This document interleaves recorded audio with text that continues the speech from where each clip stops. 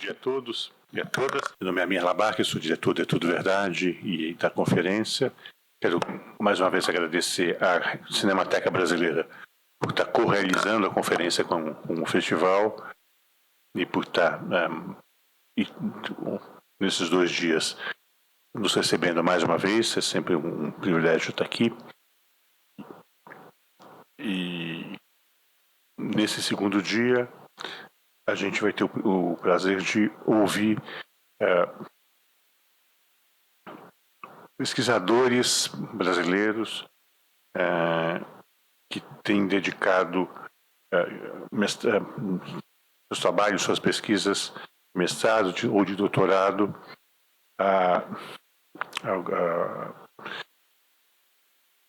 o homenageado do festival desse ano, pela retrospectiva brasileira, o cineasta Vladimir Carvalho, que está aqui no nosso cartaz, segurando a claquete do Cabra Marcado para Morrer, do Eduardo Coutinho, e sobre mesmo o festival em si, que está celebrando sua 30ª edição, né?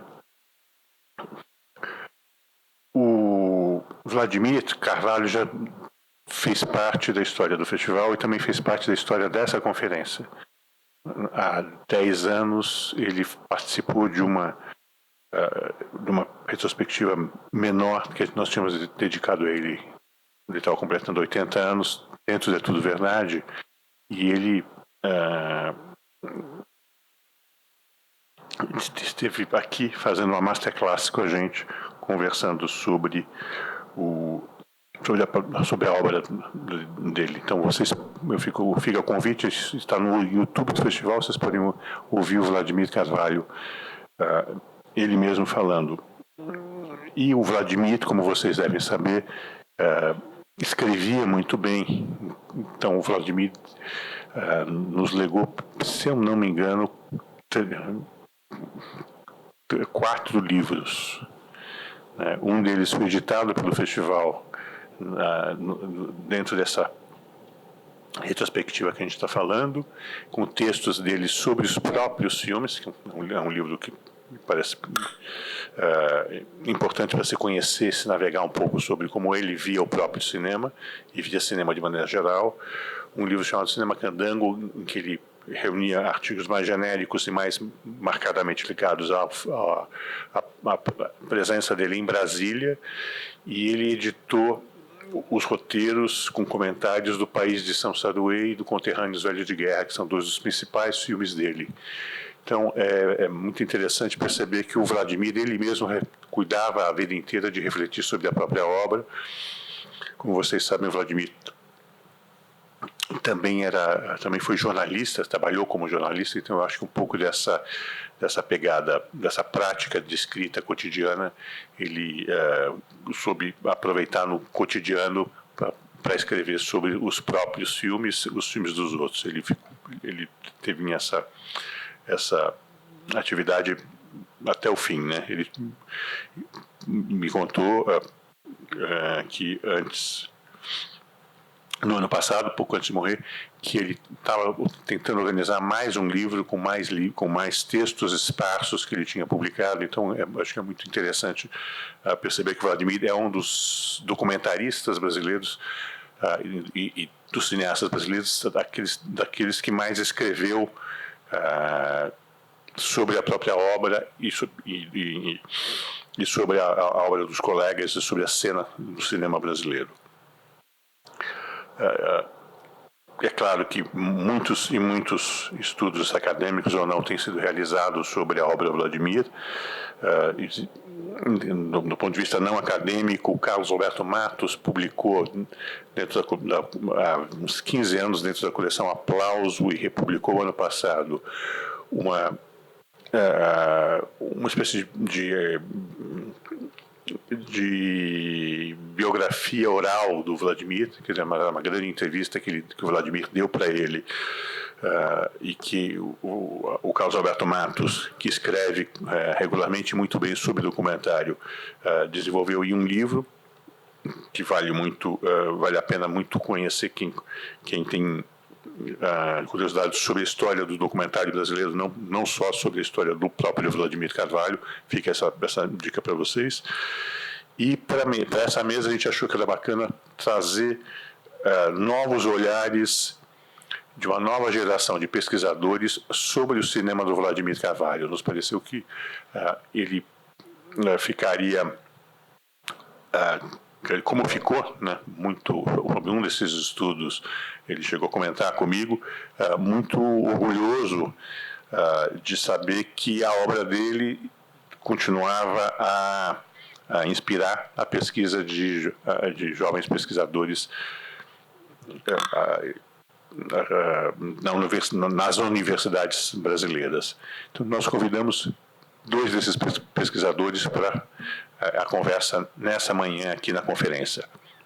A primeira, que não vai estar aqui, vai estar falando de Lisboa, é a Aline Carrijo, que é doutora em História Social pela USP, com pesquisa focada na relação entre história e cinema. Ela é jornalista e historiadora e autora da tese de doutorado Diante da Catástrofe, a modernização brasileira nos filmes de Vladimir Carvalho entre 1974 e 1991. E é uma tese de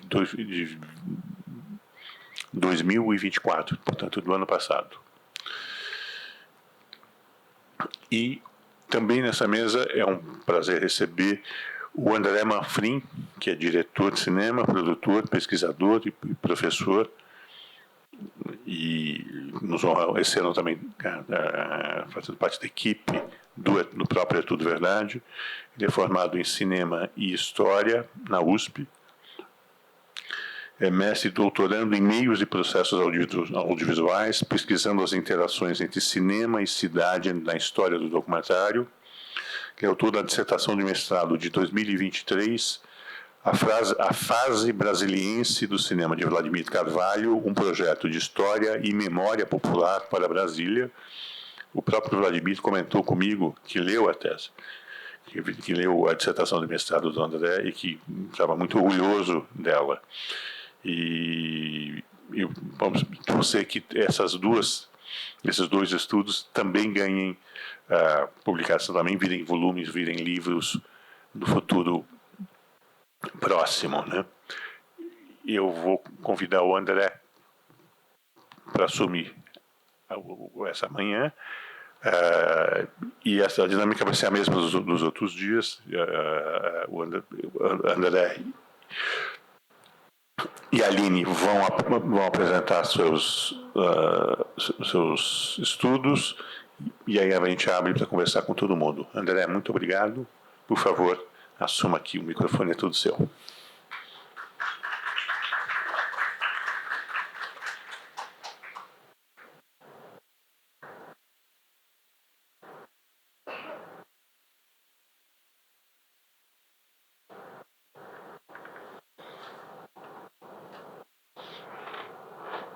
Bom dia a todo mundo, todos e todas. Eu sou o André. Agradeço a presença de todo mundo nessa manhã.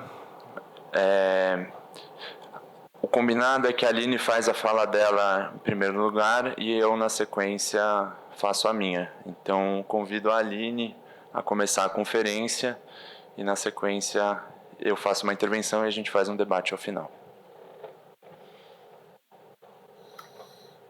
Bom dia. Bom dia para todo mundo que está aí. Primeiro, eu queria agradecer, né, a oportunidade de estar aqui falando. Deixa um pouquinho o áudio.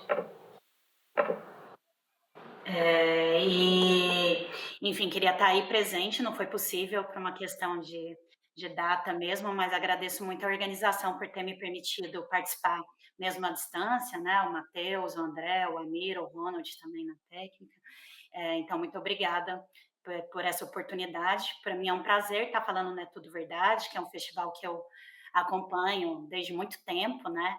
Quando eu estava morando em São Paulo, e também porque é um prazer, principalmente por estar aqui falando do Vladimir, né?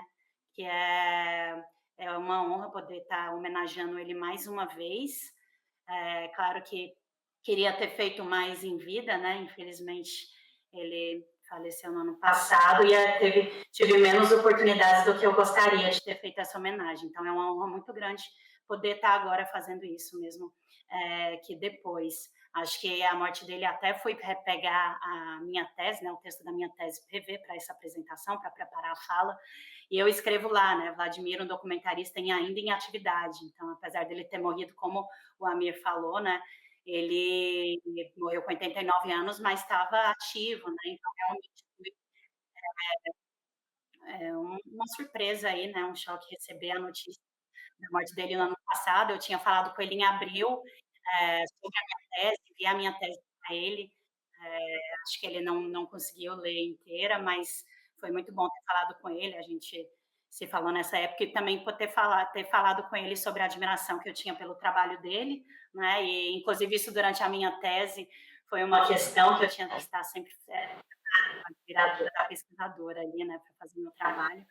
Mas enfim, é uma grande honra estar aqui para poder falar que mais do que os seus filmes foram objetos da minha pesquisa, eu era uma grandíssima admiradora, né? Bom, e eu vou falar um pouco aqui da minha trajetória, porque eu acho que isso faz parte também da minha pesquisa sobre ele. Vocês estão conseguindo me ouvir bem? Está sim. Ronald, se puder baixar o volume aqui na sala só um pouquinho, acho que fica mais confortável. Obrigadão.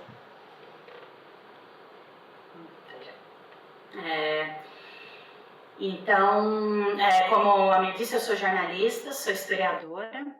Eu trabalhei com jornalismo, mas minha vida acadêmica acabou sendo na história a maior parte do tempo. E nesse meio tempo eu fiz um MBA em cinema documentário, entre o mestrado ali e o doutorado.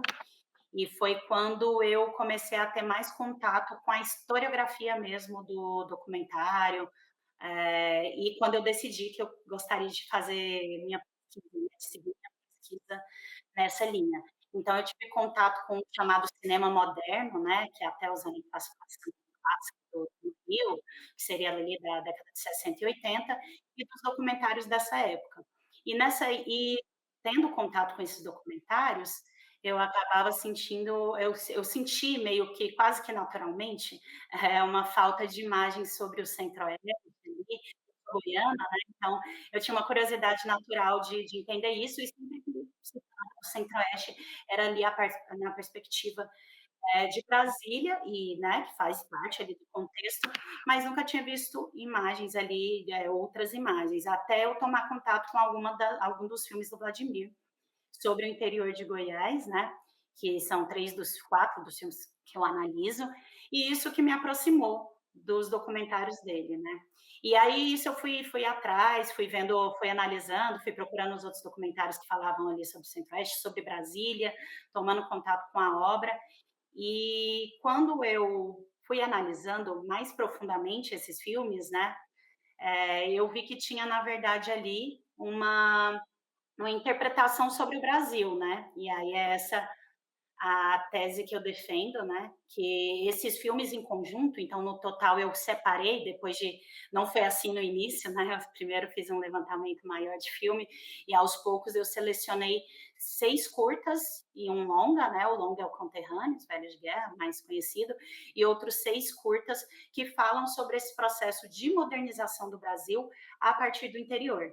Né? E eu vi como, ao analisar esses filmes, e aí eu faço realmente parto da análise fílmica, de uma análise minuciosa desses filmes, e foi a partir dessa análise que eu fui vendo que ali tinha uma grande interpretação sobre o Brasil a partir do interior do país. Né? Eu vou falar um pouquinho mais sobre cada um dos filmes, mas então, só para explicar um pouco da onde vem o título, né, Diante da Catástrofe, eu vejo que os filmes, eles pegando aí o Walter Benjamin, né, uma fala clássica dele nas 10 teses sobre o conceito de história, que ele vai dizer que o passado é uma série interminável de derrotas catastróficas, né? E a rememoração das vítimas é uma forma de redenção. Então ele vai falar que quando você olha, né, todo esse processo do o chamado progresso, da modernização, na verdade, seria essa a catástrofe do ponto de vista aí dos sujeitos comuns, né. E os filmes, eles vão fazer um duplo movimento, eles vão tanto identificar a barbárie presente essa história, né, da modernização, do progresso, da civilização, que ele que se associa a essa catástrofe, né, como também reconhecer a existência e resistência pelos testemunhos e registros de memória desses sujeitos comuns, né, como uma forma de reparação dos oprimidos. Então, os filmes que eu analisei, eles, de certa maneira, separadamente, mas principalmente junto, esse mosaico aí da história do Brasil no período. Bom, então, para falar um pouquinho mais dos filmes que eu analiso, né? Na primeira parte, eu analiso esses 3 filmes que falam mais sobre o impacto que todo esse processo de modernização teve para quem já habitava a região. E aí, não só Brasília, né, principalmente Brasília, eles focam nisso, mas até um processo anterior ali, que já vem com a Marcha para o Oeste, né, a construção de Goiânia, e vai todo esse processo mais a longo prazo mesmo de modernização. Então, esses 3 filmes são 3 curtas, o Vila Boa de Goiás, de 1974, Quilombo de 75, e Mutirão, tá errado ali, de 76. E nesse primeiro momento, né, esses 3 curtas, eles são curtas que a princípio eles têm, formalmente falando, um aspecto mais tradicional, digamos assim, né? Então eles têm aquele Vila de Goiás e Quilombo tem uma voz-over, né? Que já foi chamada de voz de Deus, uma explicação. Eles têm um caráter bem educativo. O Vladimir Carvalho, quando ele se muda para Brasília, né, em 1970, então ele é paraibano, se muda para Brasília, a convite do Fernando Duarte para trabalhar na UNB, e ele passa a ser professor da UNB, e esses curtas, eles são feitos, inclusive, dentro de disciplinas ali, né, de jornalismo, dentro da área de jornalismo documental. Então, são esses curtas com caráter um pouco mais quase educativo mesmo, né? Mas com uma riqueza uma riqueza estética e sociológica e histórica muito grande, né? Inclusive, quando eu tive contato com esses filmes, a primeira vez que eu tive contato com esses filmes, eu fiquei muito impressionada, né? Falei, nossa, fui procurar até outras análises, não encontrei muitas análises, algumas críticas, poucas da época de lançamento dos filmes, e eu falei, nossa, mas tem muito para ser analisado nesses filmes, né? E quanto mais eu analisava, mais eu vi camadas, as diversas camadas de interpretação, né? O Bernardet fala muito disso, né? Que a análise de filme permite que a gente percorra diferentes caminhos pelos filmes, né? E foi cada vez que eu analisava o quadro, né? Que eu via as sequências, né, praticando a banda sonora e via a instância narrativa, eu ia percorrendo caminhos diferentes dentro desses filmes, né? E eles permitem, então, Vila Boa de Goiás fala sobre a história da cidade de Goiás, que é a antiga capital do estado, né? Que era conhecida como Vila Boa de Goiás, hoje é a cidade de Goiás, também conhecida como Goiás Velho. E aí ele traz figuras como Cora Coralina, a imagem, do Souto, a Gil da Paixão, para trabalhar um pouco essa questão da cultura local, mas sempre dentro de uma perspectiva histórica de como aquela cidade, aquele planeta, estava sendo impactado por essa modernização, né, imposta. Quilombo fala de uma comunidade negra, da Fazenda do Mesquita, que também fica ao redor do Distrito Federal, no município de Lusiânia, e eles chamam de Quilombo, né? Mas era, na verdade, umas terras ocupadas por 3 ex-escravizadas, né? Pelo menos esse é o mito de origem da comunidade, mas uma comunidade que se manteve quase que isolada ali durante muito tempo e sobreviveu a partir de marmelo, né? Para realizar marmelada a partir do marmelo e de outras da agricultura. E Mutirão, que é uma comunidade de um vilarejo que fica em Olhos d'Água, que também fica ali nos arredores de Brasília, no município de Alexânia, e conta a história desse vilarejo, dos tecelões, na verdade, sobre uma interferência que teve nesse vilarejo Aí eles eram uma comunidade de cristãos, não tinham deixado essa prática já abandonada, né, porque as lojas de roupa, aquilo se tornou uma atividade não lucrativa para eles, então isso é abandonado ali em medida. E tem uma professora da UNB que quer retomar essa prática, né? E ali ficou um dia de um mutirão ali que pretende retomar. Então, são os 3 filmes, né? E eles, então, tratam normalmente, tá sempre trabalhando com essas comunidades, mas também como essas comunidades se inserem na história, né? Então, tem sempre essa preocupação de falar, de trazer esse olhar histórico dentro do filme, né? Então, explorar tanto o sincrônico, aspectos da cultura, detalhes da cultura ali, mas também esse aspecto mais diacrônico de como essas comunidades se inserem num processo mais amplo de modernização pelo Papa e daquela região que está passando, né? Então, eles falam de sujeitos existentes e resistentes no meio do nada, né? Porque é comum, até nos dias de hoje, é muito comum a gente ouvir, já vi até em trabalhos acadêmicos, discurso de que Brasília teria sido construída no meio do nada, né? Numa região erma, semi-abundante, né? E esses filmes, eles trazem essa perspectiva de comunidades que não viviam naquela região, né?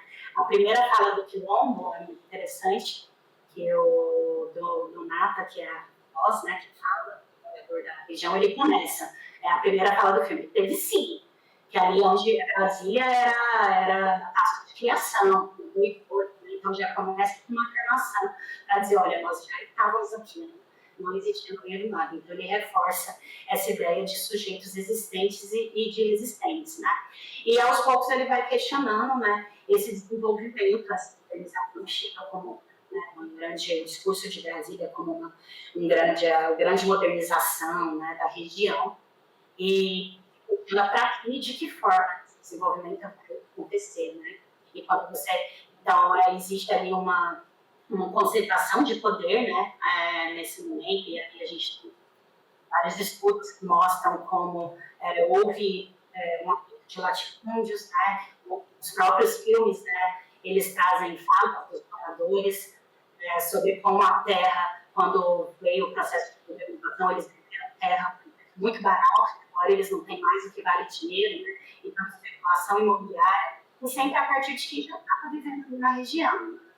Então, é interessante como os filmes conseguem trazer essa perspectiva, né, mais alongada de uma modernização que foi violenta, né, para quem já vivia na região, que acelerou esses modos de vida, e muitas vezes Quilombo fala muito, né, sobre essa questão dos jovens que acabaram indo morar na periferia federal, né, como esse desenvolvimento foi, de certa maneira, ali dizimando, né, modos de vida, mas também a existência, né? E eu acho muito, muito legal, muito sensível.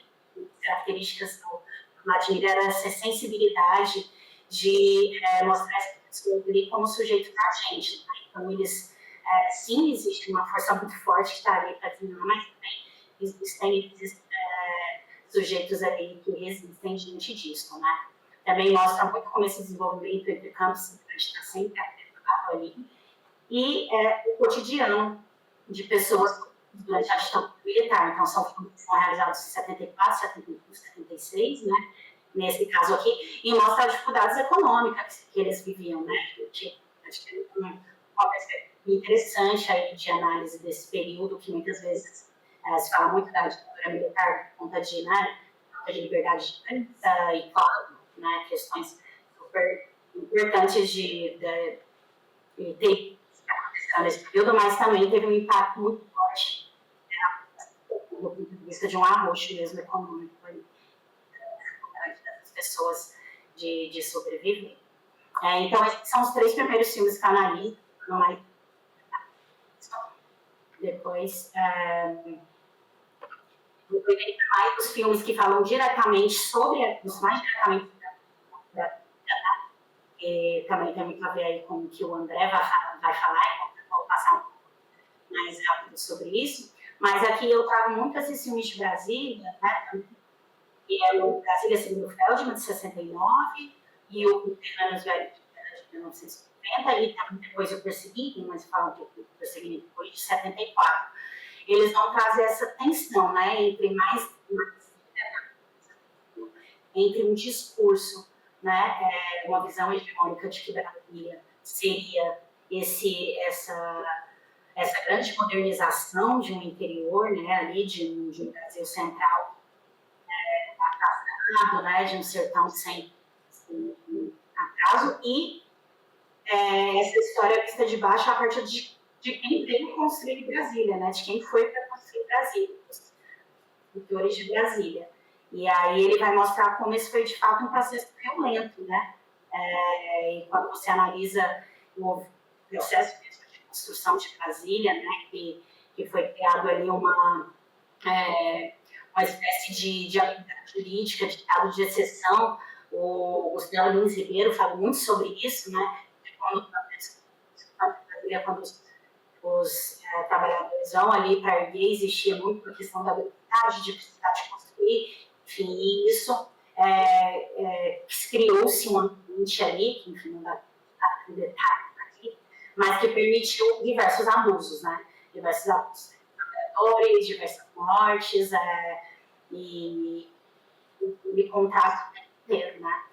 E, enfim, eu defendo que existe aqui uma analogia nesse processo de construção de Brasília com uma própria guerra.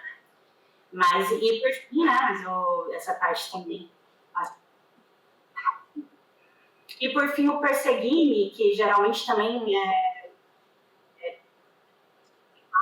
ele costuma ser analisado muito junto com Brasília Segundo Feldman e por trazer essa memória, né, popular e a partir de quem construiu Brasília, mas dentro desse combo, né, que em conjunto eles trazem esse novo olhar sobre, dentro do nome do cinema moderno, uma visão original sobre o processo de modernização a partir do interior. E o Perseguini, ele tem uma perspectiva muito interessante, porque ele fala da trajetória do Perseguini, né, e tem uma história fantástica, né, ali é uma história super ampla. Ele é um paulista descendente de italianos, mas com 11 anos o pai dele morre, ele vai para o Mato Grosso, começa a trabalhar nas fazendas do Mato Grosso, depois disso ele volta para São Paulo, ele tem uma situação de ele é preso, né, a irmã dele é doutorada, ele é preso, e aí na prisão, com 16 anos, ele entra em presos espanhóis, e ele começa a ter contato com as ideias comunistas, ele vai se filiar ao Partido Comunista, a Voz Operária. Depois ele volta para o interior, ele vai trabalhar na Fundação Brasil Central, né, como garimpeiro, como agricultor. Depois ele volta para trabalhar em Brasília, então ele tem toda uma trajetória aí super ampla.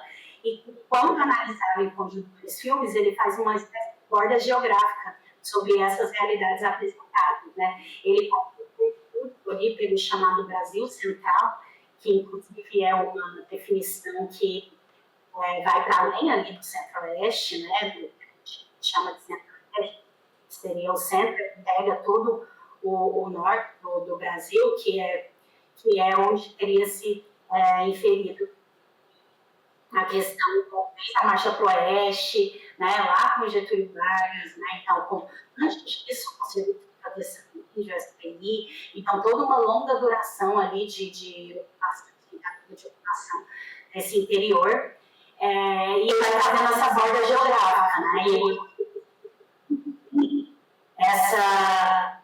e esse processo de modernização que o José de Souza quis, a modernidade já falou, né, que essa modernidade nunca se completa, né? Ela diz, somos avançados uma travessia inconclusa e sem destino, né? Ele vai dizer que nós, brasileiros, estamos sempre nessa travessia, né? Um atravessar sem chegar. E o Perseguini é um pouco esse personagem, né? Que faz todo um trajeto e termina numa situação de pobreza, né? Até com uma câmera super interessante, seguir, né? Uma câmera distraída, que ao mesmo tempo que interessa a história, valoriza a miséria que ele vive, né? Depois de uma trajetória que, não, mas ele termina numa miséria, numa situação super degradante mesmo, e aí essa câmera ela joga, né? A tentativa de exaltar essas pessoas, esses sujeitos resistentes, e ao mesmo tempo a possibilidade dessa exaltação, né? Pela própria figura, até só uma das imagens principais do filme é essa, né? Do Perseguini correndo diante da câmera, ao som de Marselhesa, né? Do hino da França, ele correndo ali descalço, de blusa aberta, mas com um braço comprimido, né? E quase como um herói, mas ao mesmo tempo esse herói desgastado, assim, né? No sentido da impossibilidade dessa exaltação, né? Acho que eu tenho já encaminhando para o final aí para não ultrapassar o tempo. E por fim, né? Eu também analiso A Paisagem Natural, que é um filme bem documental do Vladimir, em 1991. Ele vai fazer esse filme que analisa bem o Cerrado ali de Goiás em interação com o Distrito Federal. Ele traz sempre, aí isso acho que ele traz essa continuidade essa continuidade territorial entre o Distrito Federal e o Rio Grande do Sul. É assim que vai ser construída. Até hoje tem muito isso de a história dela ser construída separadamente, né, como se no ano em que ela é fundada. E os filmes, né, eles não existe uma continuidade territorial histórica, né? Brasília não é construída no meio do nada e ela se constrói em relação a esse território ao redor. Eu acho que a natural faz muito isso, né? De trazer a questão da natureza do cerrado, mostrando essa interação aqui, do ponto de vista natural entre o território do Distrito Federal e o território ali, né, em que ela foi destruída, né? E aí, por fim, né, já para eu trago essa espécie de brincadeira que eu fiz em festa, né, de trabalhar o Vladimir Carvalho. Acho que o Vladimir Carvalho, como até o próprio muito homenageado, né, de verdade, momentos também, acho que ele foi muito reconhecido por toda a obra que ele teve, mas eu acho que ainda é necessário a gente pegar, eu acho que não preciso mais análise, né? São efeitos de falta ainda mais a gente analisar principalmente essas obras do Vladimir em conjunto. Eu acho que é um grande intérprete, né? Os filmes analisados, né? Então eu fiz um recorte, a gente recortes primários, né? São fundamentais. Eu faço um recorte desses filmes que falam especificamente do Partido Interior, mas eu não acredito que isso seja uma fissura na trajetória do Vladimir, né? Então, apesar dele se mudar para Brasília, ele continua, né? Ele fez vários filmes sobre a Nordeste, então essas obras dele eles não correspondem com uma fissura, né? A mudança dele para Brasília, mas sim uma continuidade, né? De uma análise ampla aí sobre o Brasil. Eu também acho que, nesse sentido, superem e vive os projetos explícitos dele, porque eu acho que é isso, uma grande interpretação sobre a realidade brasileira, né? E aí eu acho que é uma experiência muito diversa e potente que precisa ser mais analisada, né? E também não é uma categorização. A gente procura ele como cineasta profissional. É claro que ele foi um cineasta nordestino, brasiliense, isso é sempre posto em questão, mas quando a gente fala da historiografia, né, existe ainda muito essa tendência da gente regionalizar histórias que são feitas fora do eixo, né, do São Paulo principalmente, como histórias regionais e outra fora dessa história nacional. E isso, dentro do conhecimento historiográfico, na verdade, é uma hierarquia do saber, né? Geralmente as regionais tendem a ser menos desvalorizadas e menos valorizadas. E aí eu acho que é isso, né? O Vladimir, ele traz esse olhar a partir do Nordeste, a partir do Brasil, mas para pensar um nacional, né? Para essa modernização com um olhar muito original do ponto de vista do cinema moderno, né? Então, acho que é um pouco isso, assim, para falar, né? Como eu disse, acho que é muito rica todas as imagens, convido também as pessoas a conhecerem esses curtas que às vezes não circulam tanto. Acho que os documentários, né, terminando aí, fazendo também o Manifesto Vladimir Carvalho, Cineasta Nacional, a historiografia também do Brasil, já tem muitas críticas relacionadas a isso, mas a historiografia do cinema tem que dar aquele palco aos filmes de ficção, sendo que a história do cinema no Brasil é muito baseada nos documentários, né? E nos curtas, né? Os curtas, eles nunca deixaram de ser feitos aí.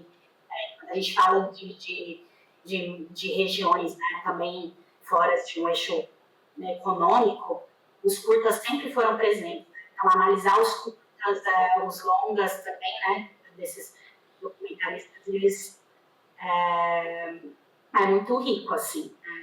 Eu acho que tem muito a ser feito ainda. Tentei dar uma contribuição, espero que tenha ficado compreensível, né? Muita coisa para falar, tentei resumir aí. Mas eu acho que agora o André vai trazer bastante aí sobre também fazendo um pouco da questão. Opa, deixa eu ver aqui. Então é isso, muito obrigada mais uma vez por poder estar aqui. Deixa eu dar perguntas e é isso, muito obrigada.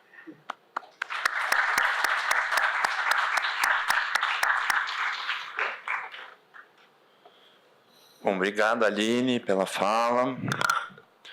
Bom, acho que a primeira coisa é que é um prazer e uma honra falar do Vladimir nessa edição do festival. No ano seguinte, ao falecimento do Vladimir, depois de eu e a Aline termos por 3, 4 anos pesquisado a obra dele.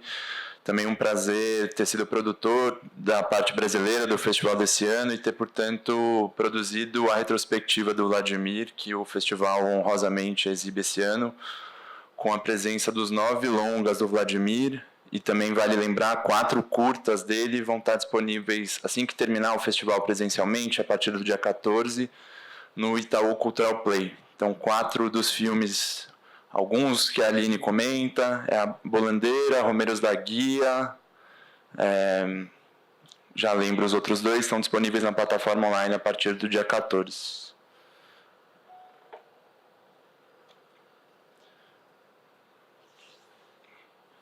Ronald, se puder colocar no slide inicial,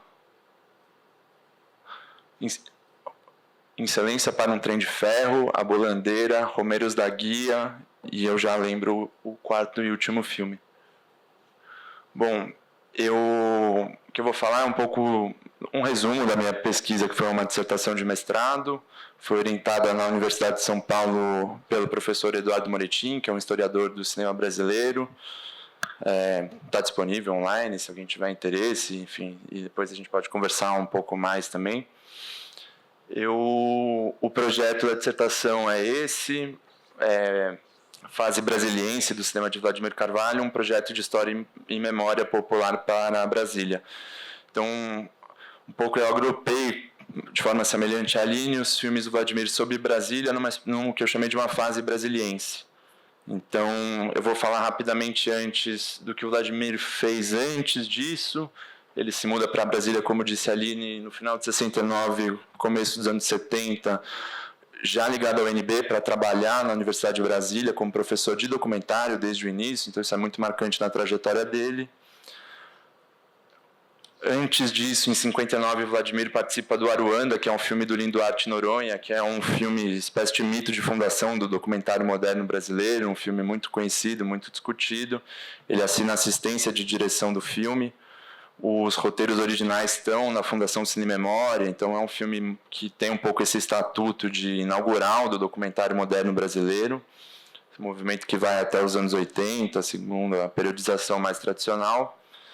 É uma fase em que ele analisa o sertão nordestino, sobretudo o sertão paraibano, da onde ele é. São filmes alinhados ao que se chamou de cultura nacional popular, que é um amplo debate da cultura brasileira, muito com raízes muito fortes no Partido Comunista Brasileiro, na cultura comunista brasileira. O Partidão, que talvez não tenha sido uma força política tão hegemônica ao longo do século XX, mas, no entanto, foi um produtor de política cultural muito importante e produziu esse debate que quis olhar, sobretudo, para o interior do Brasil, para as raízes da formação da nação, para o Brasil colonial, escravocrata. E essa fase do Vladimir, sobretudo com O País de São Saruê, que é o filme mais conhecido, o filme que também a gente tem a oportunidade de passar no festival, um filme de 71, e que teve um embate muito intenso com a censura. O filme só foi liberado em 79. Então, o filme está restaurado em 4K, está disponível, pode ser assistido. E em 64, Vladimir participa do Cabra Marcado para Morrer, a primeira fase do Cabra, filmado em 64 pelo Eduardo Coutinho, como assistente de direção, mas também como uma espécie de facilitador, de militante que articula a relação do Coutinho com a Elizabeth Teixeira. Então isso é muito interessante, essa é a circunstância que motiva a foto, que é a foto homenageada do festival, que está no catálogo do festival e no material, e que a gente escolheu para sintetizar um pouco essa triangulação Vladimir Carvalho, Eduardo Coutinho, cinema documentário brasileiro, num filme tão importante.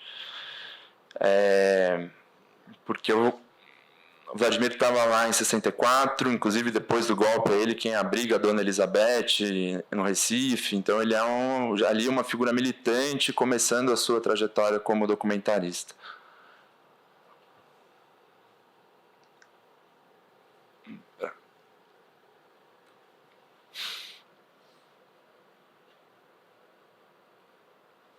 O Cabra Marcado para Morrer tem uma coisa muito interessante que tem a ver com o que eu vou falar e também é um pouco a abordagem da Aline, que é, tanto eu quanto a Aline, a gente discute os filmes do Vladimir a partir dessa perspectiva da modernização brasileira. Então, a primeira coisa que eu destaco é que a modernização brasileira é muito marcada pelo fluxo migratório do campo para a cidade, com as implicações conhecidas no mundo urbano, mas também com a desintegração muito violenta, em muitos casos, do mundo rural brasileiro.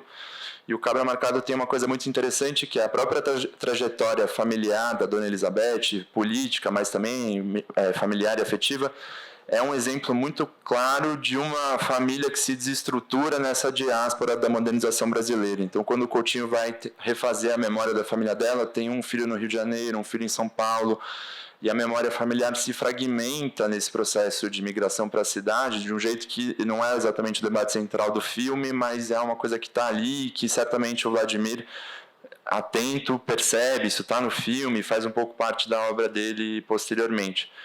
Então, como disse a Aline, tem um pouco uma dimensão simbólica dos personagens do São Saruê, depoentes em off no filme, que são sertanejos do sertão brasileiro, que vão parar em Brasília e são os candangos pioneiros em Brasília. Então, Vladimir, como disse o Amir, foi um escritor sobre a sua própria obra, escreveu textos e disse textualmente isso. Os personagens do Saruê são migrantes candangos em Brasília, e um pouco esse arco parabólico que está na obra, e quando a gente olha os filmes em conjunto, é possível perceber isso com bastante intensidade.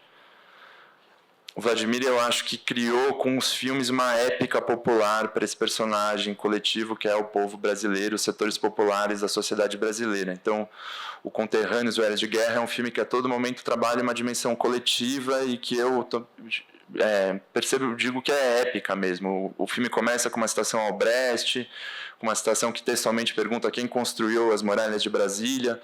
Então, o personagem povo do Vladimir é sempre tratado através de coros, de personagens coletivos. Isso é uma característica da sua obra. Nesses dois filmes, isso é muito claro.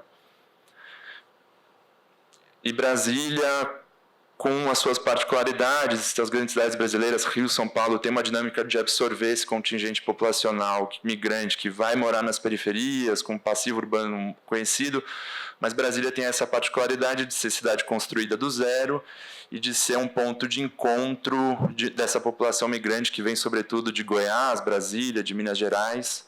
O Nelson Pereira dos Santos tem um filme em 66, um curta-metragem muito bonito que está disponível, pode ser visto e não é muito discutido, que é o Fala Brasília, que é um filme de entrevistas com candangos pioneiros nesse processo de adaptação à Brasília sendo construída. Então, vou tentar explicar um pouco o que são os elementos de análise disso que eu chamei de a fase brasiliense. São filmes que lidam com a construção de Brasília, um pouco uma ideia de que o que aconteceu ali entre 56 e 60 é uma experiência histórica muito particular, uma dimensão de Brasília à obra que está nos filmes. Os filmes a todo momento se reportam ao momento da construção, e é no momento da construção da cidade que o Vladimir encontrou essa espécie de mácula inicial do processo de construção da cidade, que é uma chacina de operários ocorrida em 1959, num sábado de carnaval, quando durante a construção tem um levante num alojamento de uma construtora, a construtora Pacheco Fernandes Dantas, por comida estragada, por condições de trabalho inadequadas.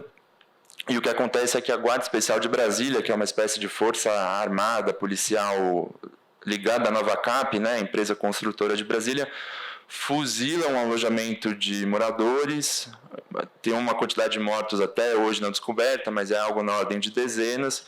E esse episódio traumático e violento, ainda durante a construção de Brasília, é uma espécie de ponto que liga os 3 filmes da fase brasiliense. Esse episódio está referido nos 3 filmes, e é uma espécie de fio condutor dessa narrativa popular contra-hegemônica que o Vladimir construiu com os filmes. Então, interessante que, ao observar isso, o Vladimir coloca, ainda no período juscelino, portanto antes do regime militar, uma contradição muito profunda do processo de modernização brasileira. Isso, do ponto de vista histórico, historiográfico, é importante, porque consolidou-se na memória um pouco uma ideia de que o regime militar desvirtua o processo de modernização brasileira, e o período JK foi muito memorializado do ponto de vista de uma modernização inclusiva, nostálgica.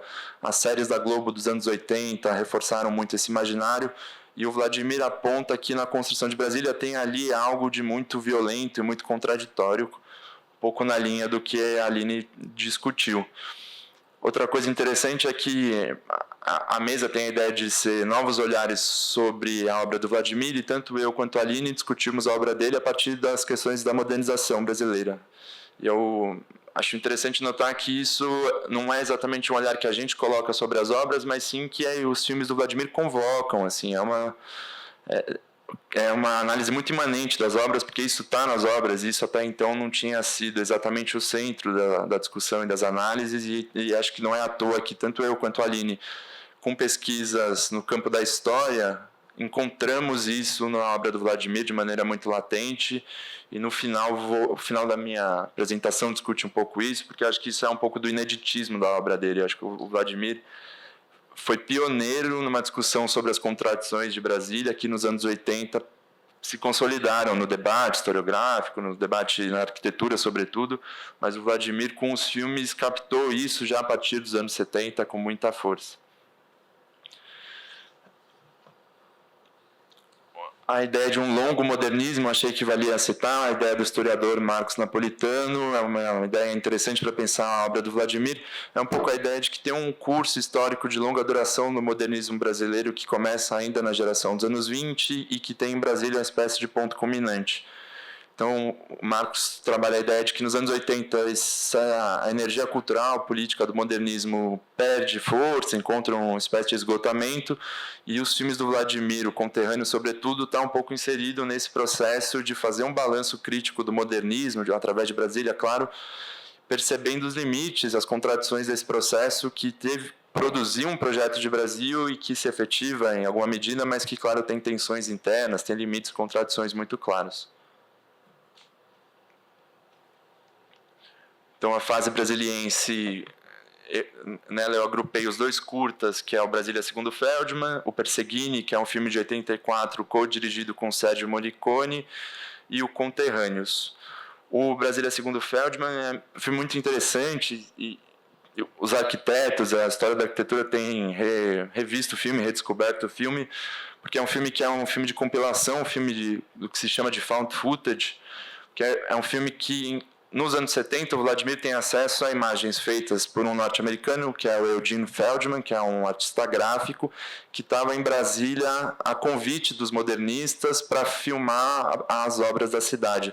Então é um estrangeiro que com uma câmera 16mm reversível filma 1 hora e pouco de material com um tipo de imagem que é muito diferente das imagens que a gente tem de Brasília, que são essencialmente as imagens dos cinejornais. Então, Brasília foi muito filmada desse ponto de vista da memória romântica, heróica, da construção do país, pelo governo, pelo Juscelino, pela Nova Cap, e são pouco raras e um pouco permitem uma discussão sobre a construção de Brasília, essas imagens que têm uma outra natureza que é de um filmador que acessa lugares que não são os lugares hegemônicos, que filma os setores populares, filma as condições de trabalho nas obras, e certamente esse é um pouco o germe do projeto político e cultural que o Vladimir empreende depois.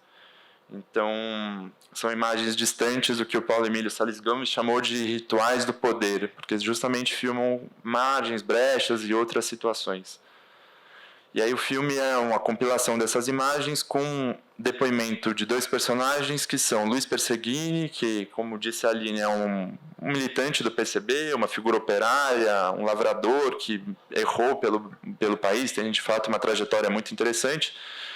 E a montagem do filme alterna o depoimento do Perseguini com o do Atos Bulcão, artista plástico, modernista, muito próximo do Niemeyer e do Lúcio Costa, que fez os Azulejos de Brasília. E o filme é inteiro estruturado em torno desse confronto de memória que vai para dentro do filme, que se torna a forma fílmica, em torno da construção de Brasília. E já nesse filme, o Perseguini, no final do filme, fala pela primeira vez, a primeira vez que está na obra do Vladimir, sobre o massacre de 59 na Pacheco Fernandes Dantas. Então,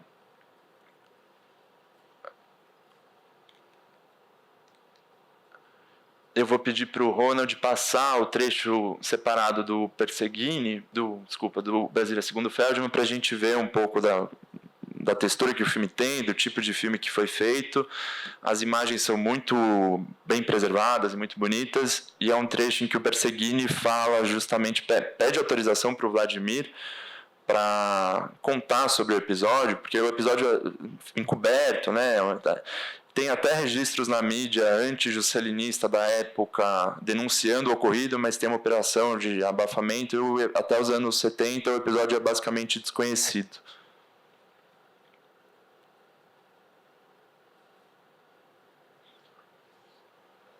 Uma parede dourada com uma frase de Juscelino.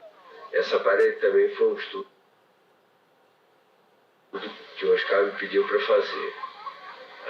No Brasília Palace Hotel tem um painel e tem uns azulejos.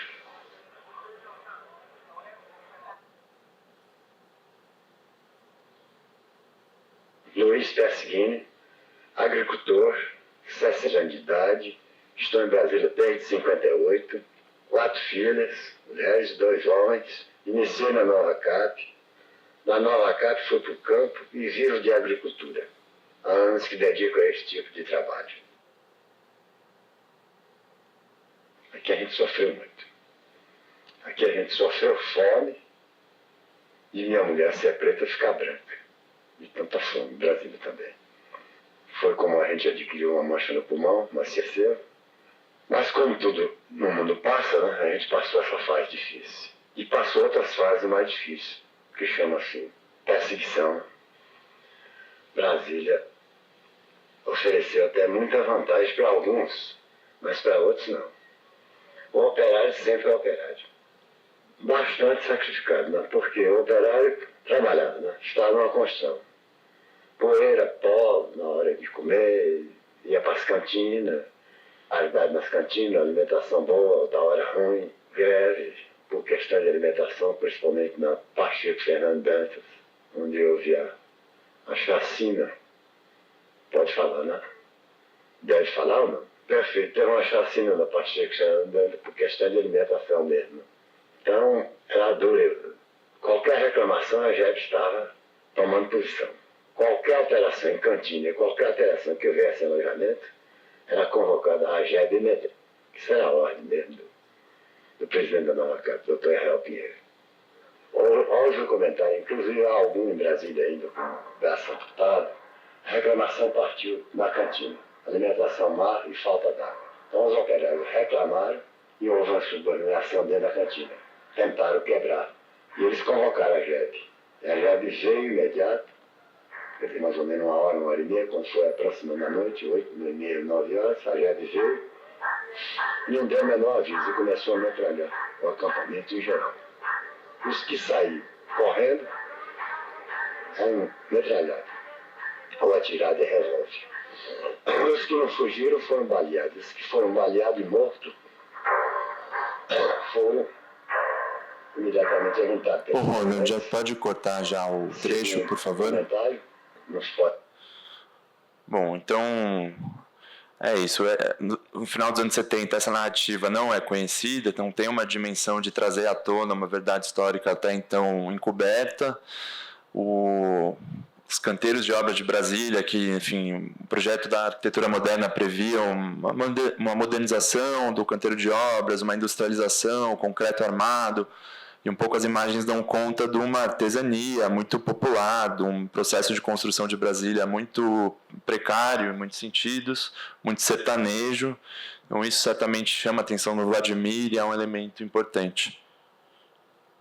Esse poeirão do Planalto Central, né? Essa Brasília toda laranja do tempo da construção, as imagens tradicionais da construção não dão conta disso, em geral são em preto e branco.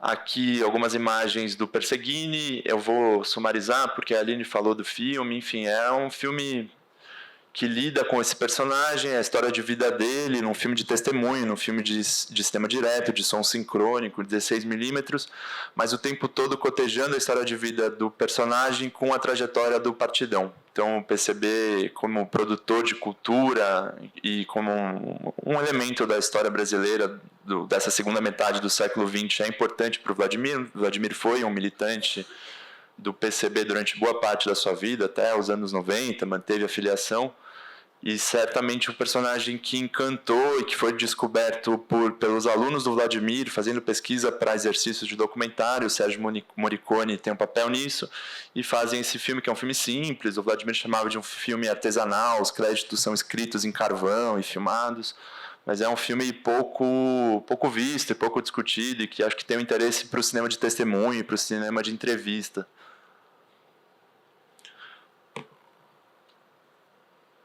O Conterrâneos Velhos de Guerra, caminhando já para o final, prometo não me alongar. O Conterrâneos, então, é um pouco ponto de chegada, é um filme com intenções totalizantes para dar conta da história de Brasília como um todo, é um filme longo, de 2 horas e meia, é um filme que reúne tantas imagens do período da construção, então imagens de arquivo, com imagens que o Vladimir produziu ao longo de quase 20 anos, então tem essa dimensão do Vladimir como um colecionador de imagens que, a partir do momento que está em Brasília, começa a filmar personagens, situações, muito desenvolvimento urbano da cidade, construção de moradias. Então, entre 70 e 88, o Vladimir é um filmador de Brasília que, no final dos anos 80, fica 2 anos montando o filme, compila essas imagens e faz essa grande obra sobre a epopeia candanga, de novo a dimensão épica, que transforma o povo num personagem coletivo. De novo, a dimensão de uma época popular. O filme é inteiro atravessado por referências clássicas. Tem uma ópera do Giuseppe Verdi que conta a fuga dos hebreus da Babilônia. Então, essas referências históricas, esse tipo de metáfora de natureza histórica que o Vladimir gosta e faz em outros filmes. Uma narrativa versada que dialoga com o Saruê, inclusive com a presença do Jomar Moraes Souto, que é um literato da Paraíba, que é um parceiro do Vladimir e que faz uma série de poemas que são lidos no filme. É um filme muito saturado de elementos, tem muitos tipos de imagens, muitas estratégias formais diferentes, é um filme um pouco convulso na sua forma, mas sempre preocupado com elementos da cultura popular, ainda que misturados com a cultura erudita, num gesto muito modernista que atravessa a obra do Vladimir. Eu esqueço de passar nos dois. Então, um pouco para dar conta desse filme multifacetado. Em cima à esquerda é um personagem que o Vladimir chama de candango, poeta candango cantador, alguma coisa assim, que é uma espécie de corpo teatralizado que recita os versos que lembram cordel, que são escritos para o filme. Então, de vez em quando no filme essa figura aparece flanando por Brasília e fazendo essa espécie de narração versada sobre a história da cidade e dos operários. É um filme muito musical, com canções ao longo do filme inteiro, sempre canções de diferentes vertentes da canção popular, também o rock entra no final do filme. Essa personagem é uma das depoentes do filme, que dá um depoimento muito forte. É a Dona Susana, ela é uma lavradora e ela lava a roupa e ela, durante o episódio de 59, ela vai devolver uma mala de roupas lavadas e ela não encontra os operários donos das roupas porque eles haviam morrido. Então, ela dá um testemunho para o filme muito típico da narrativa de trauma, do testemunho de trauma, que é uma discussão ampla no documentário. O documentário acompanhou a Segunda Guerra Mundial na Europa, enfim. Então, nesse filme, a Dona Susana traz essa dimensão de uma elaboração de uma memória traumática que se faz em Brasília e se faz muito através dos filmes. Os filmes ajudam a elaborar essa memória de Brasília, que até então fica encoberta e passa a ser possível de elaboração a partir desse momento. Aqui embaixo é o Lúcio Costa num cinejornal, então essa dimensão de Brasília é muito heróica do momento da construção, muito difundida pelo Juscelino no Rio de Janeiro, em São Paulo. Aí em cima à esquerda, a comida estragada como elemento da construção, que a todo momento volta, e o Vladimir, numa operação muito interessante, relaciona isso com o Encouraçado Potemkin, do Viertov, transformando um pouco a revolta de Brasília numa revolta que lembra o Encouraçado Potemkin. E o filme tem um embate direto com Oscar Niemeyer. Então, numa cena forte do filme, que é o trecho que eu separei para a gente assistir, fica muito claro como o Vladimir está se confrontando com a memória modernista que se tornou a memória hegemônica de Brasília até os anos 80, essa memória hegemônica sem maiores tensões. A partir dos anos 80, tem um livro de um antropólogo americano chamado James Houston, que em 84 escreve um livro criticando Brasília de maneira muito contundente, acusando o projeto de Brasília de autoritário, de stalinista abertamente. E a partir dos anos 80, esse debate que passa a criticar Brasília, que claro começa antes, mas ganha muita densidade e se torna um pouco a leitura hegemônica mesmo, a leitura principal que se fez da história da cidade. E na cena em que o Vladimir confronta o Niemeyer, isso é muito claro. Ele pergunta para o Niemeyer se os construtores de Brasília, os modernistas, Juscelino, não sabiam dos abusos e das contradições do canteiro de obras. Então, o canteiro de obras e a violência no canteiro de obras é muito central. Também na arquitetura, o Sérgio Ferro, desde os anos 70, apontava o canteiro de obras como o espaço da contradição maior da produção do espaço urbano.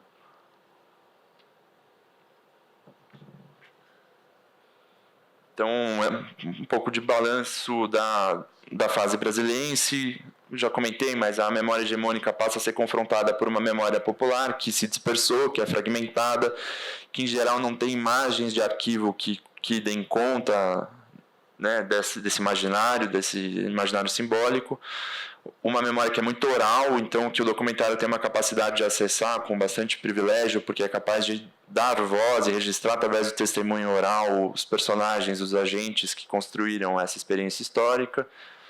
São filmes que fazem uma investigação do desenvolvimento urbano de Brasília, então todo o último terço do filme, a hora final do filme, vai para a Ceilândia, filma os conjuntos habitacionais sendo construídos na Ceilândia, filma os movimentos sociais que estão muito ligados ao território nesse momento, lutando por melhorias de infraestrutura, creche, que é uma coisa muito característica do Brasil dos anos 80, muito forte em São Paulo, muito ligado ao PT que está nascendo, e esse é um vetor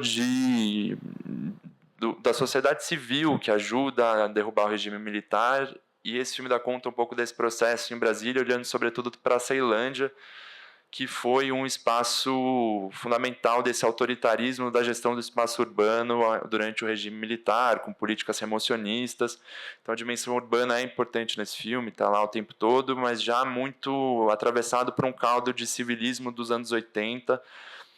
O filme ganha forma entre 86 e 90, né? É um período de montagem muito influenciado pela dinâmica da abertura, pelo pós-diretas já. Então, um pouco da forma final que o Conterrâneos tem um pouco a ver com esse cinema da abertura política.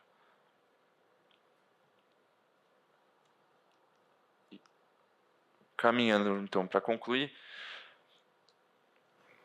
o filme aponta para esses novos movimentos sociais, para esses novos agentes, né, como foi chamado, e, como eu disse anteriormente, o Vladimir foi um pouco pioneiro nessa elaboração de uma história e de uma memória, as duas palavras são importantes, sobre Brasília. Então, essa discussão que ganhou muita atração a partir dos anos 80, de uma revisão crítica de Brasília de uma maneira muito contundente, o Vladimir um pouco percebeu antes, e eu acho, para concluir, acho interessante apontar isso, que há um caso, há outros, mas um caso muito interessante em que o cinema documental consegue adiantar pautas historiográficas que depois ganham relevo na academia, na discussão histórica, em livros, mas de alguma forma o Vladimir, com muita atenção, muito arguto e muito atento, e coisas que só dá para perceber caminhando no território, conhecendo personagens, conseguiu cristalizar isso e colocar na tela, através do cinema documental especificamente, uma história de Brasília que depois ganhou contornos mais, e que hoje é um pouco a leitura que a gente faz de Brasília, que vê os limites do projeto moderno e as contradições dessa modernização brasileira de um modo geral. Um pouco isso que eu tinha para falar. Agradeço a presença de todo mundo e a gente abre para um debate agora. Muito obrigado.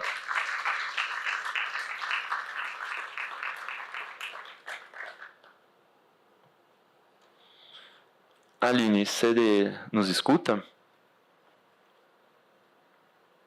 Estou escutando. Acho que você está com o microfone mutado. Não estão me ouvindo? Sim, agora sim. Você ouve a gente? Sim. Boa, legal. Eu acho que você vai ouvir o microfone de mão que fará as perguntas. Qualquer coisa você nos avisa. Tá bom, obrigada.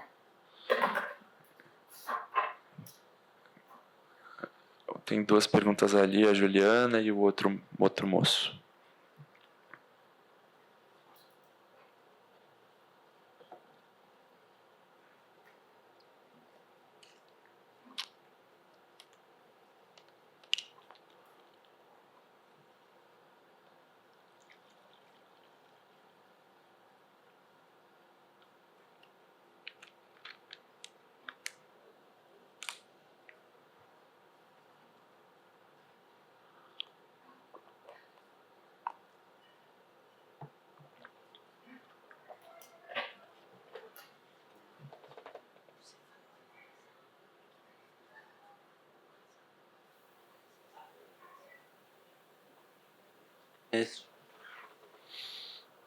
Alô. Pronto. Gostei do moço. Sou jovem. Bom dia, André e Aline. Eu queria fazer uma pergunta. Na verdade, estou pesquisando, escrevendo a biografia do Geraldo Sarne. E mês passado eu tive um contato muito bacana com o acervo pessoal dele.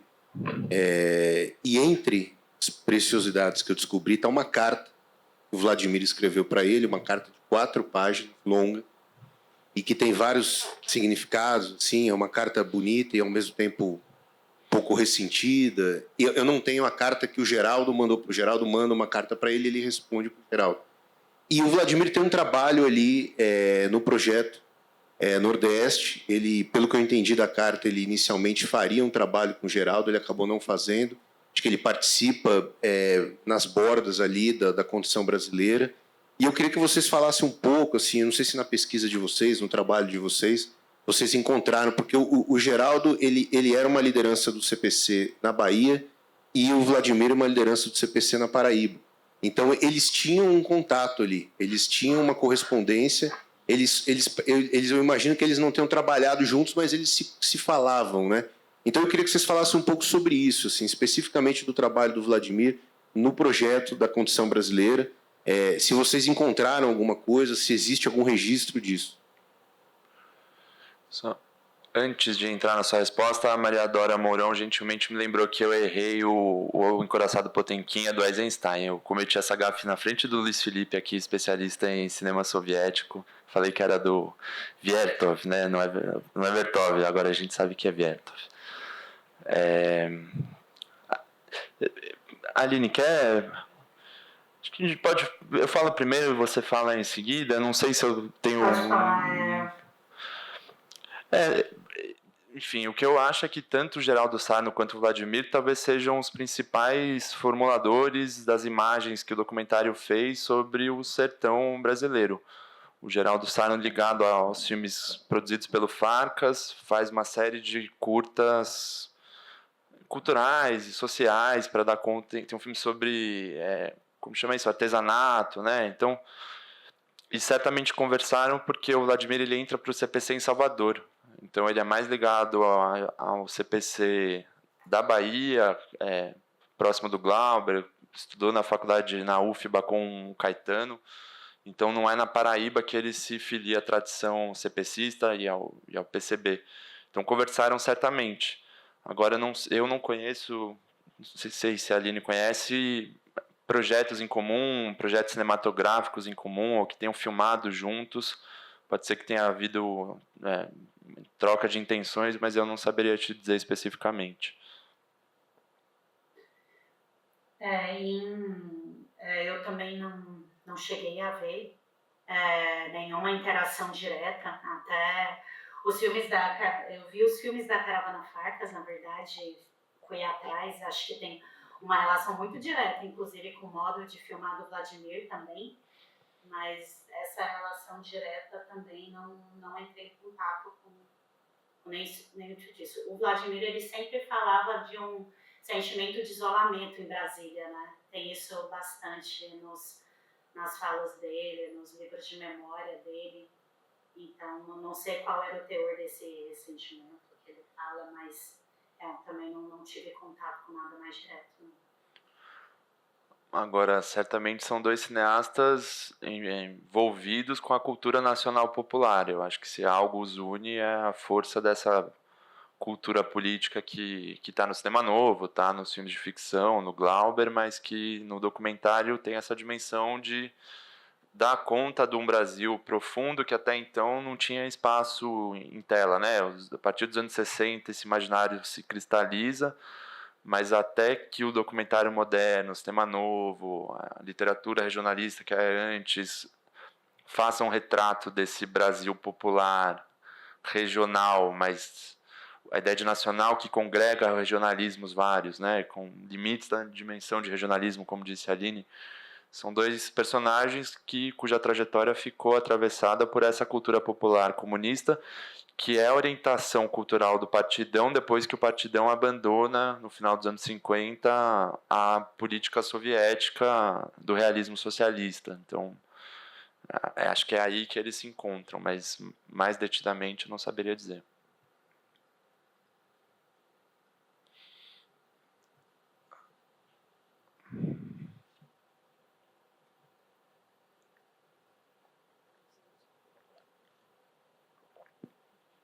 Tá. Bom dia.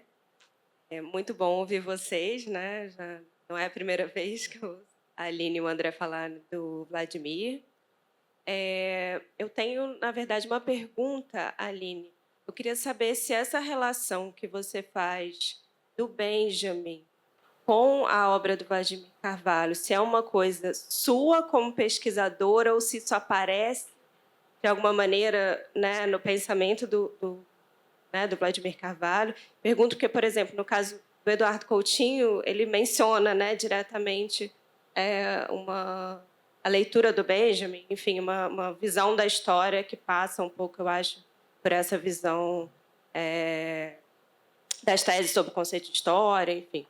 Então, essa é uma questão. E para o André, eu fiquei pensando nas suas referências, se além de uma dimensão épica, não tem também uma dimensão trágica, né, na obra. Perdão, não ouvi, Juliana. Trágica, na obra, né, do Vladimir Carvalho. Pensando na tragédia mesmo grega, né, nessa coisa de um certo desencontro que aparece nos personagens trágicos.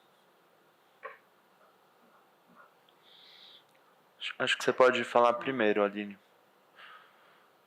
Uhum. Então, na verdade, o Vladimir, ele sempre traz, eu acho que essas questões dos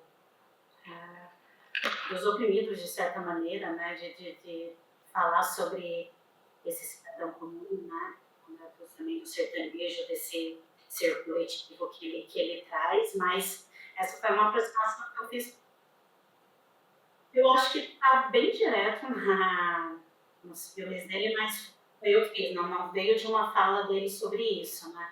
É assim como o André disse, acho que é bem latente nos filmes dele a questão da modernização, né? É uma coisa que os filmes convocam, como eu disse, mas não existe uma fala direta de orientação. Eu acho que está ligado a todo esse processo de modernização que casa muito bem a visão dos dois, né? Mas foi mais essa leitura mesmo, mas que é uma relação bem direta, mas uma leitura que eu realizei. Acho que sim, Juliana. Acho que a Aline trabalha a ideia de catástrofe, mas acho que tem um caldo de cultura dos anos 60 em diante que é perceber que a modernização brasileira não vai cumprir um papel redentor, vai deixar um passivo, uma desintegração social para trás. Então, acho que a tragédia está nesse trauma coletivo. A narrativa da Dona Susana, que é a personagem que coloquei uma imagem dela, é inevitavelmente uma imagem de tragédia, né? De não realização das promessas da modernização. Acho que isso tem a ver com o Chico de Oliveira falando do ornitorrinco, enfim, claro, é uma história das mentalidades que colocou nos anos 60 e 70 o SEBRAP, enfim. Porque até o regime militar, acho que existe muito forte uma ideia de que a modernização brasileira vai conseguir integrar, vai conseguir superar o subdesenvolvimento, os arcaísmos do país. Então, acho que a tragédia está nessa gradual assimilação de que a modernização não se efetiva a contento e desintegra comunidades, deixa um passivo, que hoje a gente entende como um passivo também ambiental, enfim, essa discussão segue. Mas tem algo de trágico nisso, certamente, né? Nessa consciência histórica da não efetivação do projeto, assim.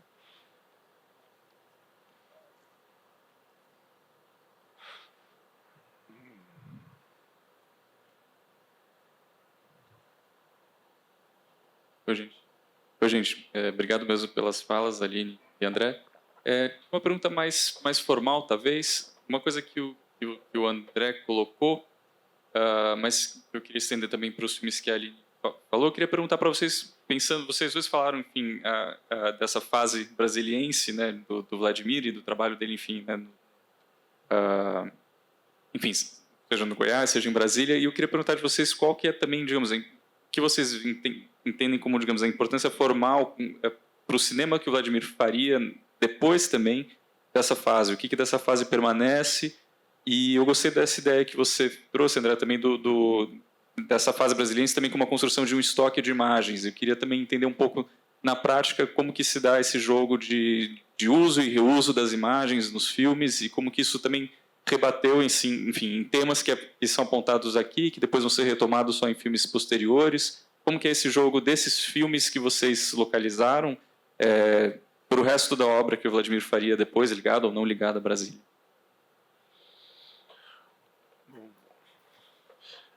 Acho que os 3 últimos longas do Vladimir são filmes mais convencionais do ponto de vista formal, uma espécie de vocação do Vladimir para fazer documentário de comunicação, de linguagem que não é da linguagem moderna, com tanto experimentalismo. O Giocondo Dias, o Ilustre Clandestino, é um filme dos últimos filmes do Vladimir, 2011, algo assim, em que ele retoma o PCB e as figuras do PCB como relevantes. Então, as coisas vão se amarrando, nunca deixou de ter interesse pelos temas que atravessaram a obra dele anteriormente. E é isso, eu chamei, penso que é um sistema de imagens, uma dinâmica do Vladimir de ir filmando sem ter clareza necessariamente de qual seria a forma final do filme. Isso é muito interessante, isso é uma coisa que não é tão comum do documentário brasileiro, né? Talvez hoje, tem um Martírio, enfim, em geral produz filmes interessantes, dinâmicas em que os cineastas e documentaristas filmam por muito tempo para depois entender que filme sai dali. E uma coisa que eu acho interessante é o fato do Vladimir trabalhar com imagens que ele fez e as que ele não fez, às vezes sem muita distinção, com uma capacidade de misturar esses materiais de maneira muito orgânica. É até uma coisa que ele falava, enfim, se eu fiz ou se eu não fiz, pouco importa, se dá conta do que... Uma das imagens do Conterrâneos é uma queda de um edifício do Banco Central, eu acho, um edifício demolido, né? Um desastre de engenharia civil, e ele não tinha conseguido filmar e foi atrás de Matic, de TV, de alguém do Correio Brasiliense que tinha filmado, alguma coisa assim,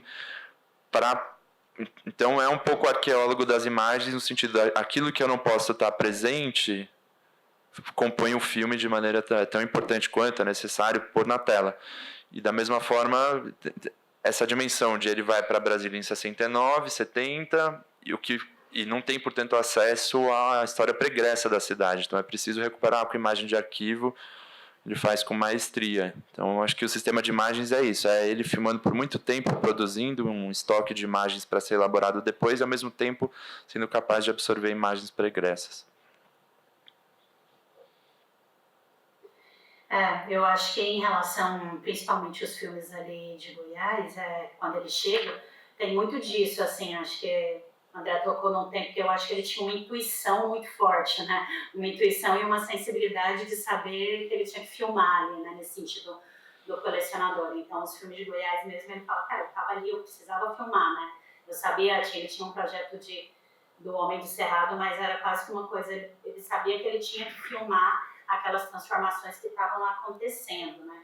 E aí eu acho que do ponto de vista formal, assim, tinha uma espécie de sensibilidade, de um acolhimento da estética, né? Quando você pega Quilombo, por exemplo, até a câmera de Walter Carvalho também, mas desse conjunto aí, uma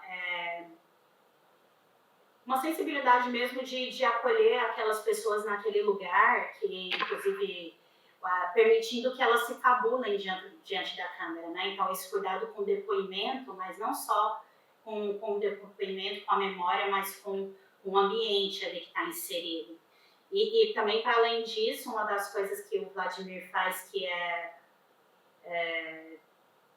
pioneiro de certa maneira, não que não tenha acontecido, mas ali no documentário é de certa forma pioneiro, é a própria metalinguagem de aparecer a equipe de filmagem no documentário, né? Lá em São Saruê, País São Saruê, ele já fez isso, ele volta a utilizar esse artifício mutirão, isso já tinha sido utilizado, mas acaba sendo dentro desses documentários uma maneira ali de questionar, né, aquela ideia do documentário como representante da realidade, ele já tinha essa questão aí também.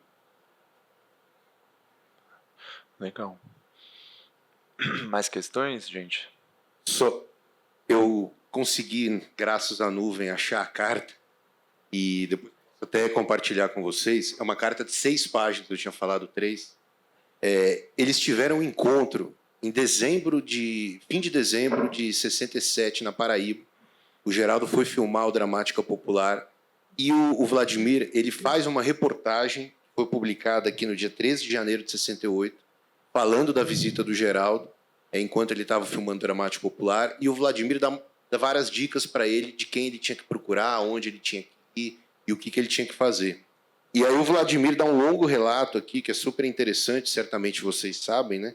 Que ele voltou para Paraíba para casar, aí ele não tinha dinheiro para voltar para o Rio, ele fica na Paraíba, da Paraíba ele acaba indo para Brasília, acho que em 69, né, na data que você falou. E ao final da carta, cujo título é Pequis com a casca no arroz da memória, ele faz um epílogo em que ele revela que o Farcas queria que ele tivesse participado do projeto. Ele já estava em Brasília, já estava ali estabelecido, e ele relata que, isso daqui é aspas dele, né? Que o Farcas disse para eles, estão quase todos aqui, só falta você. E sobrava essa reticência na frase, diz o Vladimir. Então, ele ficou em dúvida, ele disse que ele não conhecia muito bem o Farcas, ele ficou receoso de voltar para o Nordeste mais uma vez e acabar o dinheiro e ele não conseguir sair de lá. Então, ele formalmente, né, nessa carta, ele disse que ele foi convidado a participar dos filmes, dos projetos, mas que ele acabou optando em ficar em Brasília, né? Então é interessante, né? Porque é uma informação que poucas pessoas têm também, né? Eu não conhecia, muito legal. Tem uma coisa do Vladimir sair da Paraíba, ele vai para Salvador, vai para o Rio de Janeiro, filma o Opinião Pública com o Jabor no Rio de Janeiro, ele fica um pouco errante assim por uns anos, mas depois que ele está em Brasília, ele volta para Paraíba para filmar o São Saruê, em algumas levas, acho que são duas férias escolares de ano letivo da UNB. Então ele volta para Paraíba, então ele fica fazendo esse movimento pendular de ir para o sertão, filmar o sertão, ao mesmo tempo que está se adaptando a Brasília. Ele fala, eu sou também um candango pioneiro, né? Claro que não operário. E o Saruê é um filme filmado assim em algumas levas, tanto que o Saruê tem um primeiro corte com outro nome, acho que é o Rio do Peixe. Me foge agora, mas A Saudade do Rio do Peixe, algo assim, que é um corte de 1 hora. Você lembra, Luiz? O Sertão do Rio do Peixe, acho que é isso. E depois ele muda o filme, faz um corte mais longo, depois de uma segunda leva. Então tem um trânsito do Vladimir entre a Paraíba, o Rio de Janeiro, nesse processo de se adaptar em Brasília, assim.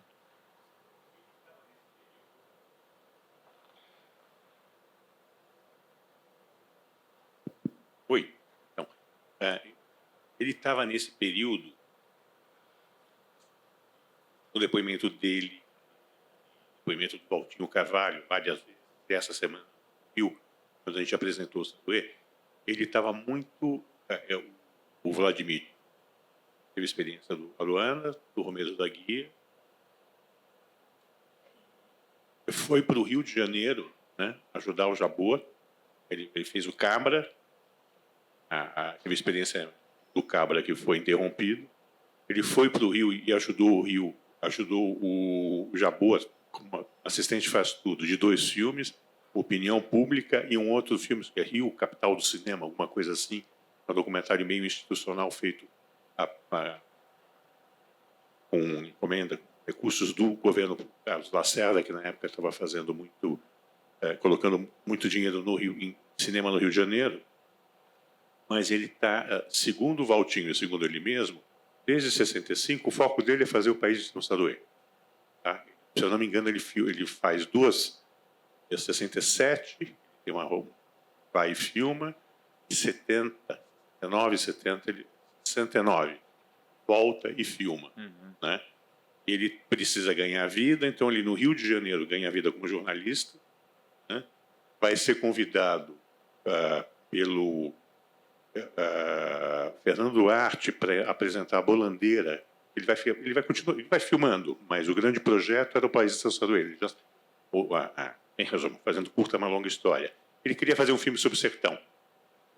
A ideia dele era que o primeiro longa-metragem dele deveria ser um longa-metragem documental sobre o sertão. Ele achava que o sertão só tinha sido filmado de verdade no cinema brasileiro uma vez, que era Vidas Secas, do Nelson Pereira dos Santos, um filme muito recente, quer dizer, o Vidas Secas é 63, Vladimir assiste o Vidas Secas e fala, não, opa, alguém filmou o sertão, que é o Nelson Pereira, mas eu acho que precisa fazer um outro sertão, um mergulho mais profundo nisso, e então ele vai se dedicar a fazer o país de São Saruê. Então, por isso que eu acho que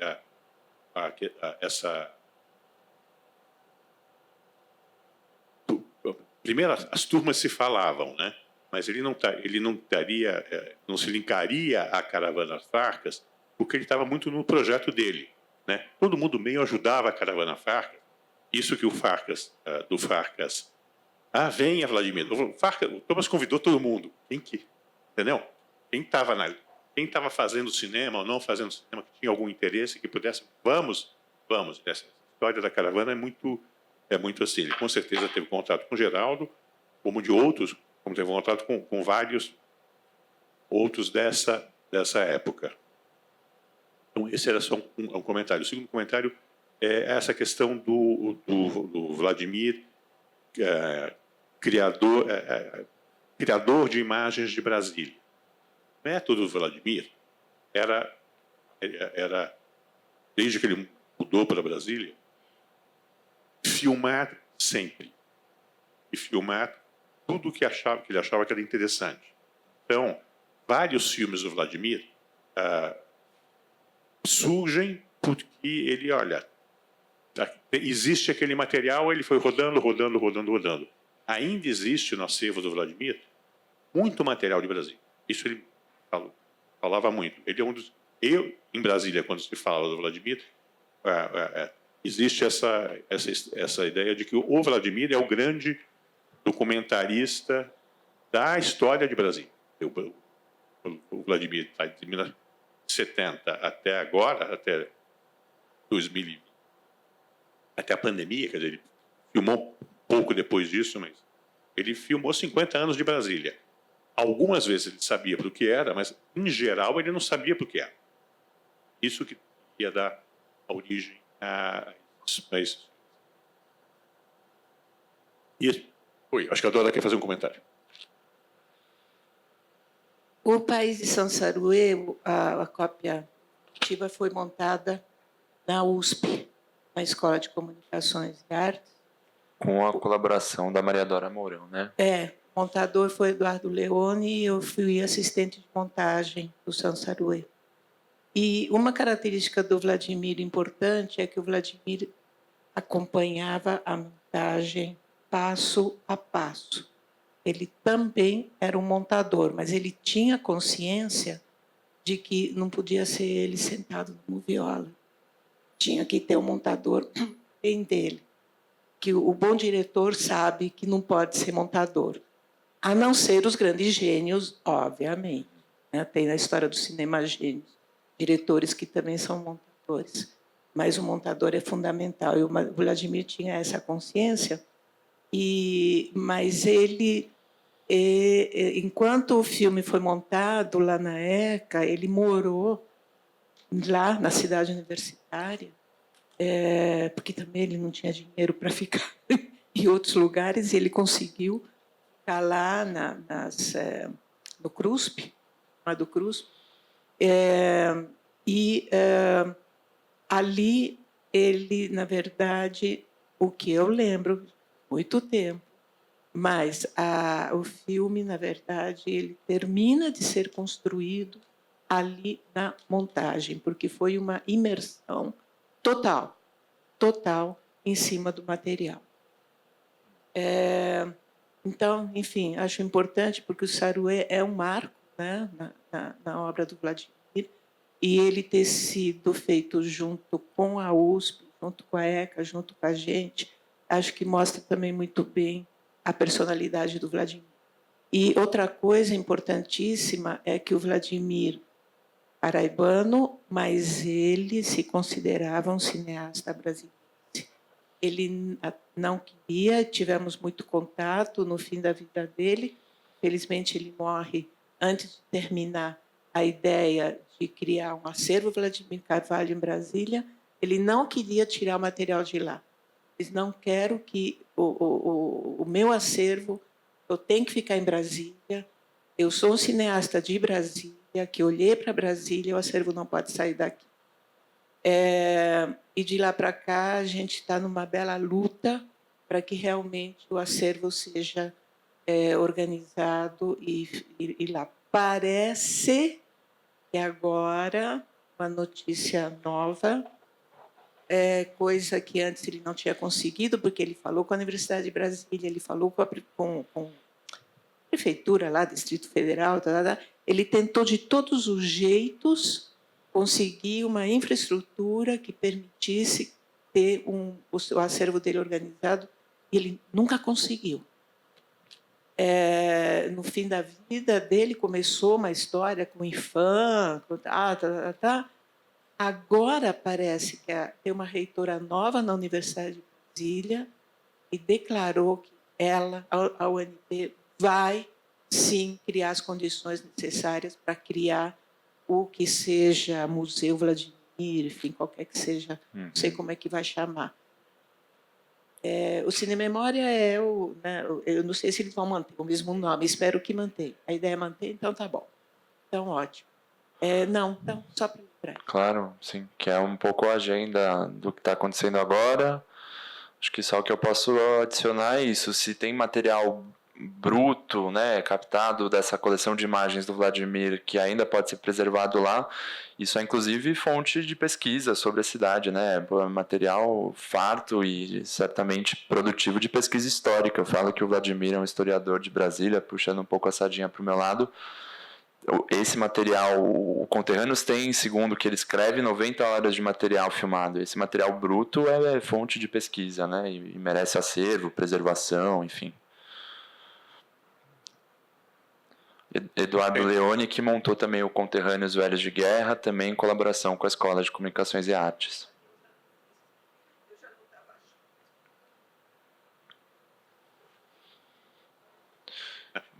Comentário rápido. Claro. Duas coisas rápidas. Com a Aline, a Ana comentou. Primeiro, além do Vladimir, Walter Benjamin não parece um autor especialmente caro. Quer dizer, eu lembro de muitas citações de Walter Benjamin. Eu lembro de Brecht, de Brecht. Como alguém típico da geração dele, comunista, anos 50, 60, ele é Brecht. Poesia cita poema, poesia cita estética do Brecht, peças do Brecht. Primeiro isso. Segunda coisa, só complementando e cumprimentando vocês pela questão do foco da modernização, essa questão está desde que o Vladimir começou a fazer cinema, antes ele está dirigindo. No Aruanda, essa questão de que a modernização tem que ser problematizada, essa modernização brasileira é trágica. Quer dizer, você passa do mundo, uma economia mais rural, para um capitalismo e para um país mais urbano. Está na Aruanda e vai estar nos filmes anteriores ele está em Brasília, né? Vai estar muito marcadamente no Saruê e está até nos últimos filmes dele. Esse é um vetor muito forte do cinema do Vladimir, de maneira geral. Aline, não sei se você quer fazer alguma consideração final. Sim, não, só até puxando por isso, né? Eu acho que a questão de aproximar. A questão de aproximar o Vladimir do Benjamin tem muito a ver com essa visão da história mesmo, né? E entendendo que os filmes de Vladimir trazem essa leitura sobre a história a partir desse movimento, né? Que eu falo tanto de demonstrar essa catástrofe, todas essas questões da barbárie dessa modernização, ao mesmo tempo e faz uma espécie de redenção dessa memória, né? Ao trazer tão forte esses personagens, né? São personagens muito fortes, né? Em todos esses filmes, testemunhos muito fortes, memórias muito fortes. Então ele faz uma espécie de redenção a partir da memória deles, né? Então essa aproximação com o Benjamin é muito nesse sentido. E eu acho que é isso que traz a riqueza também dos filmes dele, que é essa compreensão, né? Desse processo de modernidade, como a Mira acabou de falar desde o início, né? Acho que está nos filmes dele. E essa contrapartida de trazer esses testemunhos tão fortes de maneira diferente nessas imagens, a memória corporal, imagética, né? Mas também das memórias dos testemunhos e essa riqueza para os filmes dele, né? E para toda a obra dele como um todo. Bom, a gente precisa encerrar pelo horário. Eu queria agradecer de novo a Aline. Muito legal fazer a conferência junto com a Aline. A gente teve algum diálogo durante as pesquisas. E, mais uma vez, agradecer ao festival pelo convite. Eu e a Aline, né, falo em seu nome também, Aline. E fica todo mundo convidado. Ainda tem sessões de filmes do Vladimir, salvo engano, no IMS até sábado. Dê uma olhadinha na programação. E agradeço todo mundo pela presença. Muito obrigada. Agradeço muito aí a oportunidade.